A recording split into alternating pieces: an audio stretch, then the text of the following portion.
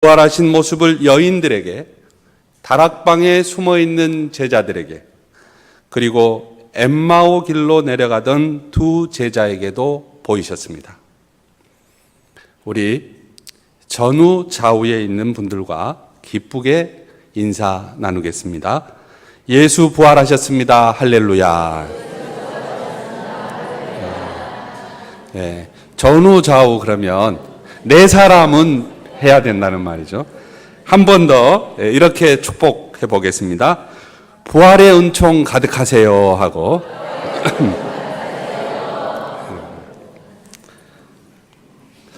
함께 읽은 성경은 누가복음에만 소개되어 있는 예수님의 부활 이야기입니다. 흐름이 너무나 감동스럽고 아름다워서 이 이야기는 그림으로 혹은 노래로 지금도 큰 여운을 주고 있습니다. 예수님이 부활하시는 날 새벽입니다. 두 사람의 제자가 엠마오라 하는 마을로 지금 내려가고 있습니다. 특별할 것도, 그리고 뭐라고 말할 수 있는 것 아니라 사람의 일상적인 생활이라고 할 수 있는데, 그들은 가면서 지난 사흘간 예루살렘에서 일어났던 일을 서로 이야기합니다. 그때 부활하신 주님이 가까이 이르러 그들과 동행하죠. 그러나 두 제자는 자신들과 합류한 분이 누구인지 깨닫지 못합니다. 예수님이 그들에게 물었습니다. 너희가 길 가면서 서로 주고받는 이야기가 무엇이냐? 그러자 두 사람이 슬픈 빛을 띠고 대답합니다. 어떤 성경에는 침통해서 걸음을 멈추고 이야기했다고 이렇게 기록되어 있습니다. 당신이 예루살렘에 체류하면서도 요즘 거기서 된 일을 혼자만 모르오, 이렇게 묻죠. 예수님께서 무슨 일이냐 하고 물으시자 그들이 이렇게 설명합니다. 나사렛 사람 예수에 관한 일이요, 그분은 하나님과 모든 백성 앞에서 그 하신 일과 말씀에 큰 능력을 보이신 예언자였습니다. 그런데 대제사장들과 백성의 지도자들이 그분을 관원에게 내어주고 사형 선고를 받아 십자가형을 당하게 되었습니다. 우리는 그분이야말로 이스라엘을 구원해 주실 분이라고 희망을 걸고 있었습니다. 그분이야말로 이스라엘을 구원해 주실 분이라고 희망을 걸고 있었습니다. 그러나 그분은 이미 처형을 당하셨고 더구나 그 일이 있은 지도 벌써 사흘째나 됩니다. 그런데 우리 가운데 몇몇 여인이 우리를 깜짝에 놀라게 했습니다. 그들이 새벽에 무덤을 찾아가 보았더니 그분의 시체가 없어졌다는 겁니다. 그뿐만 아니라 천사들이 나타나 그분은 살아 계시다고 일러주었다는 겁니다. 그래서 우리 동료 몇 사람이 무덤에 가보았으나 과연 그 여자가 말한 대로 그분은 보이지 않았답니다. 이렇게 이야기를 하는 거예요. 성도 여러분, 엠마오로 가는 제자들이 예수님께 알려준 사건의 개요를 통해서 우리가 두 가지 의문을 품고 이런 질문을 해볼 수 있습니다. 첫째, 그들은 언제 예루살렘을 떠났고 왜 엠마오로 향해 갔는가 하는 의문점이 하나 있습니다. 그다음에 두 번째, 그들은 어찌하여 예수님을 알아보지 못했는가? 이게 두 번째 의문점이에요. 우선 그들은 부활절 아침에, 오늘이죠. 부활절 아침에 실망과 좌절을 안고 예루살렘을 떠나 엠마오로 향했습니다. 그들은 여인들이 새벽에 무덤을 찾아가 보았다고 했습니다. 그러니까 이야기를 들은 거예요. 천사들을 만난 얘기며 제자들이 확인한 빈 무덤 등 모든 상황을 알고 있는 그들이 그것도 부활의 아침에 사건의 현장을 떠나 엠마오로 가고 있는 것입니다. 엠마오는 예루살렘 서쪽에 약 10km 떨어진, 25리가량 떨어진 서쪽에 있어요. 그래서 어떤 성경학자는 이렇게 주석합니다. 부활절 그러면 이스터다 그러지 않습니까? 이스트, 동쪽이잖아요. 동쪽. 새벽 여명이 밝아오는, 그리고 희망찬 곳, 그리고 모든 것들이 새로워지는 이 동쪽에서 해가 지는 곳, 절망이 있는 곳, 그렇게 엠마오로 갔다고 이렇게 주석을 하는 분도 있어요. 도대체 이들이 왜 이렇게 슬프고 침통하고 힘들게 엠마오로 가고 있었던 것일까요? 우리는 아까 이들이 예수님께 잠깐 사건의 개요를 이야기해 준 것에서 그 힌트를 찾아볼 수 있습니다. 그들은 예수님이 이스라엘을 속량할 분이라고 알고 있었습니다. 예수 그리스도 그분이야말로 이스라엘을 구원하실 분이라고 믿고서 그에게 소망을 걸고 기대를 걸었습니다. 어쩌면 우리들하고도 좀 비슷하잖아요. 예수 믿는 이유가 모든 사람들마다 각각 다를 수가 있어요. 어떤 사람은 이것 때문에, 어떤 사람은 이것 때문에. 우리의 기대를 가지고 예수님을 믿을 수 있는 거죠. 하지만 제자들이 꿈꾸는 이상과 제자들이 바라는 세상은 예수님의 길과 달랐습니다.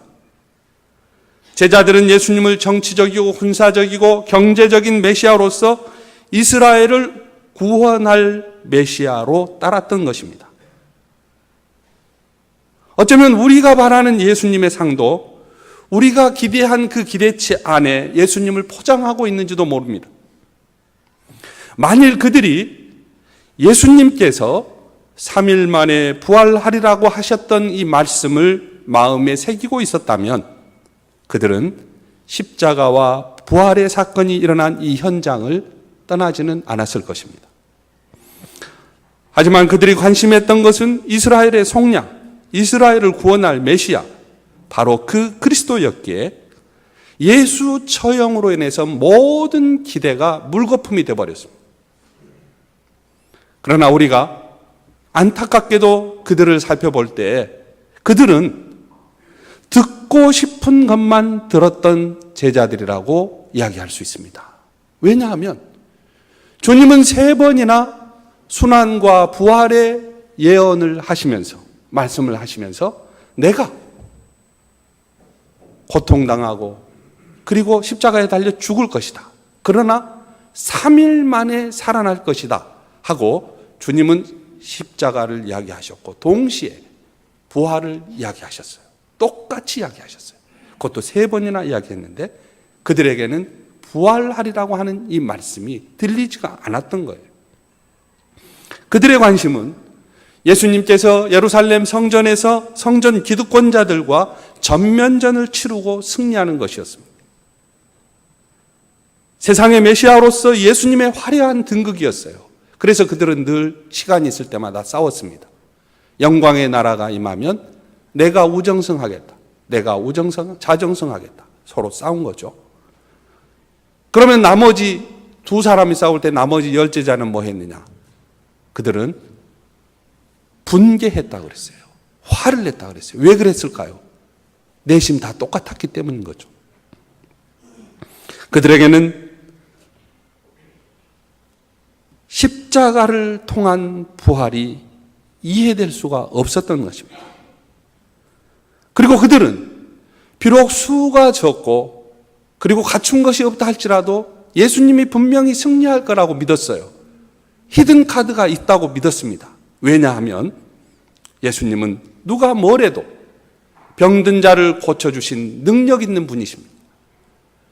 풍랑 있는 바다를 잠잠케 하셨던 권능의 주님이십니다. 물고기 2마리와 보리떡 5개로 5,000명을 먹이셨던 그런 분이십니다. 어디 그뿐입니까? 죽은 나사로를 살리셨던 주님이세요. 예수님이 진리가 만무하잖아요. 제자들은 어떤 방식으로든지 예수님은 종교적으로 예루살렘을 점령하고 정치적으로 로마를 제압하고 온 세상 나라를 다스릴 영광의 왕으로 역할을 기대했다는 거예요. 그런데 그분이 무력하게 십자가에 달리셨습니다. 무덤에 장사까지 되고 말았습니다. 오늘 아침 그분이 부활했다고 하는데 그게 우리들의 기대와 무슨 상관이냐는 거예요. 모든 것이 끝났다고 보았던 거예요. 그들은 깊은 절망과 좌절을 안고 지금 엠마오로 가고 있는 것입니다. 여러분, 우리도 혹시 깊은 두려움과 외로움과 실망과 좌절 가운데 있지는 않습니까? 우리의 삶도 엠마오로 향해서 가고 있는 사람들이 없느냐는 거예요. 이번에는 두 번째 질문에 대해서 생각해 보겠습니다. 왜 그들은 예수님을 알지 못했을까요? 두 제자는 눈이 어두워서 예수님을 보지 못했습니다. 두 제자 중에 한 사람의 이름이 글로바입니다. 그런데 요한복음 19장 25절에는 이런 설명이 나옵니다. 예수의 십자가 곁에는 그 어머니와 이모와 글로바의 아내 마리아와 막달라 마리아가 섰는지라. 예수님의 어머니도 마리아고 아마 이모도 무슨 마리아였을 거예요. 마리아고 글로바의 아내 이름도 마리아고 또 막달라 마리아고 전부 마리아입니다. 그래서 이스라엘에 가면 지금도 마리아라고 부르면 지나가던 사람이 60%는 뒤로 돌아본다 그래요. 마리아가 너무 많으니까. 우리나라에 이제 철수, 영희 막 그런 이름인 것 같아요. 예수님께서 십자가에 달리신 그 현장에 글로바의 아내 마리아가 있었습니다. 마지막까지 예수님을 지킨 여제자 중에 한 사람이 바로 글로바의 아내였어요. 그렇다면 여러분, 지금 엠마오로 가고 있는 제자들은 예수님을 잘 알고 있는 사람들입니다. 가장 가까운 거리에서 예수님과 동거하고 동락했던 사람들입니다. 그래서 그들은 예수가 누구냐라고 사람들의 질문을 받는다면 나름대로 할 이야기가 있는 사람들이에요. 그런데 그들이 지금 예수님을 알아보지 못하고 있습니다. 그들이 지금 10년 전의 이야기를 나누고 있는 것이 아닙니다. 아니, 1년 전의 사건을 회고하고 있는 것도 아닙니다. 사흘 전부터 바로 오늘까지의 일을 복귀하고 있습니다. 더구나 그들의 이야기의 주제가 예수님의 십자가와 예수님의 부활이에요. 그런데 그들이 지금 함께 걷고 있는 그분을 알아보지 못하고 있다는 겁니다. 아마도 그들은 갈릴리에서 예수님과 함께 훈련을 받았고 가르침을 받았고 하나님 나라의 교훈을 들었으며 제자로서의 소명을 인지하고 있었을 것입니다. 오늘 우리의 상황으로 말하면 이렇게 말할 수 있습니다.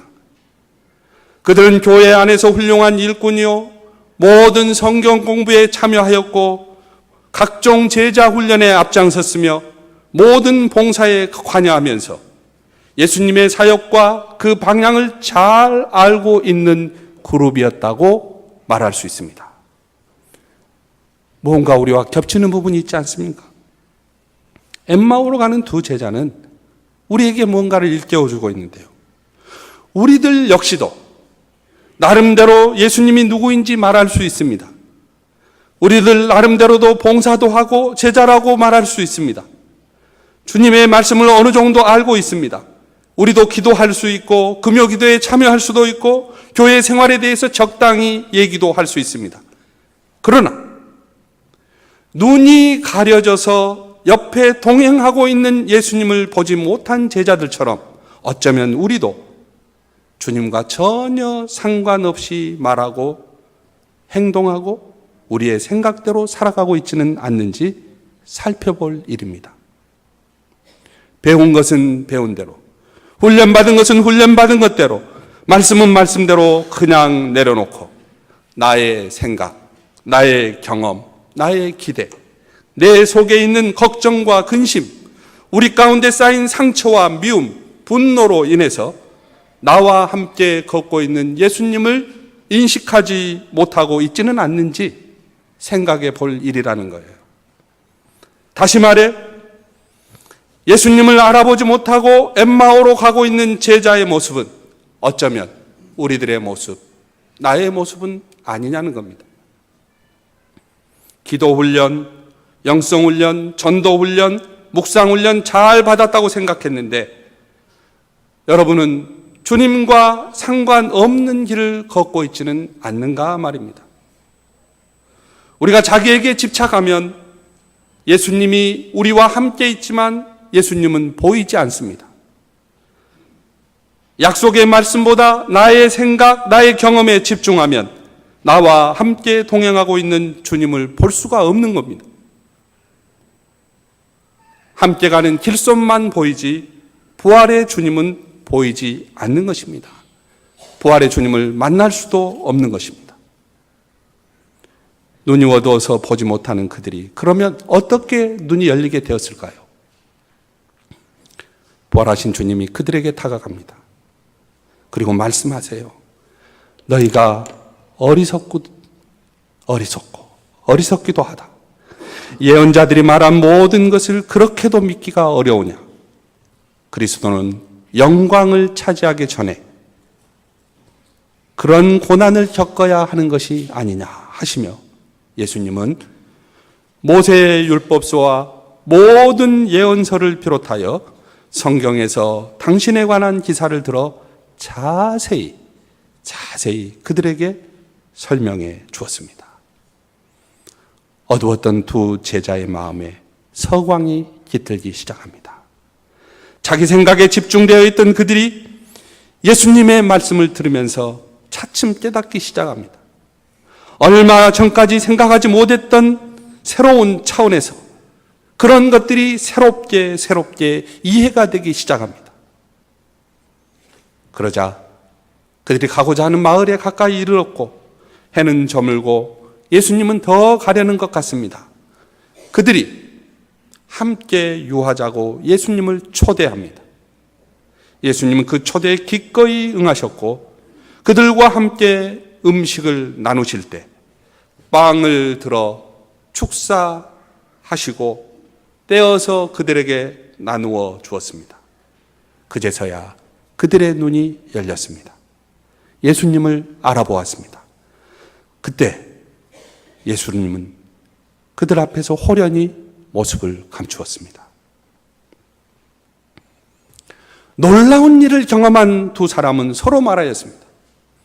길에서 우리들에게 말씀하시고 성경을 풀어주실 때 우리의 마음이 속에서 뜨겁지 않았던가? 우리의 마음이 속에서 뜨겁지 않았던가? 그들은 곧바로 일어나서 지체 없이 그곳을 떠나 예루살렘으로 돌아갔습니다. 가보았더니 11제자가 다른 제자들과 함께 모여서 저마다 자기들이 경험한 부활의 주님을 이야기하고 있었습니다. 두 사람도 길에서 당한 일과 빵을 떼며 주님이 자기들에게 주실 때 비로소 그분이 예수라는 것을 알았다는 이야기도 함께 나누었습니다. 그들은 부활의 증인이 된 것입니다. 사랑하는 성도 여러분, 엠마오로 가는 두 제자에게 찾아오시고 동행하시고 마음에 감동을 주셨고 뜨겁게 하셨던 그 주님을 여러분은 만난 적이 있습니까? 주님은 그들이 알아보지 못할 때에도 그들과 동행하고 있었습니다. 부활의 주님은 오늘도 우리 곁에서 동행하십니다. 나의 기대치, 나의 삶에 내가 몰입되어 있을 때에도, 아니 내가 주님을 고백하기 전부터 주님은 우리와 동행하셨습니다. 하나님의 구원도 마찬가지입니다. 내가 알고 믿을 때 구원이 이루어지는 것이 아닙니다. 하나님의 구원은 우리가 아직 죄인 되었을 그때에 계획되고 주님께서 섭리하시고 이루신 것입니다. 내가 주님을 알아보고 고백하기 이전부터 주님은 먼저 모든 것을 공급하시고 구원을 예비하시고 우리에게로 오셨습니다. 설령 내가 아직 모른다 할지라도 우리가 알고 깨닫는 것보다 하나님은 먼저 나에게 오시는 분이십니다. 그리고 부활의 주님은 우리에게 약속하십니다. 볼지어다 세상 끝날까지 내가 너희와 항상 함께 있으리라. 이것을 시편에서 시인은 이렇게 고백합니다.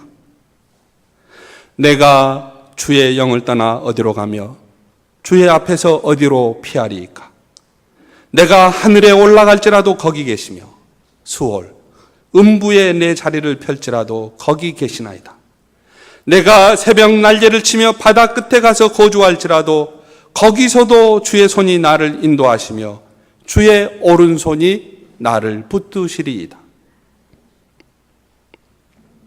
성도 여러분, 여러분은 지금 어떠한 상황에 있으며 그리고 여러분은 지금 얼마나 큰 고통 가운데 있습니까?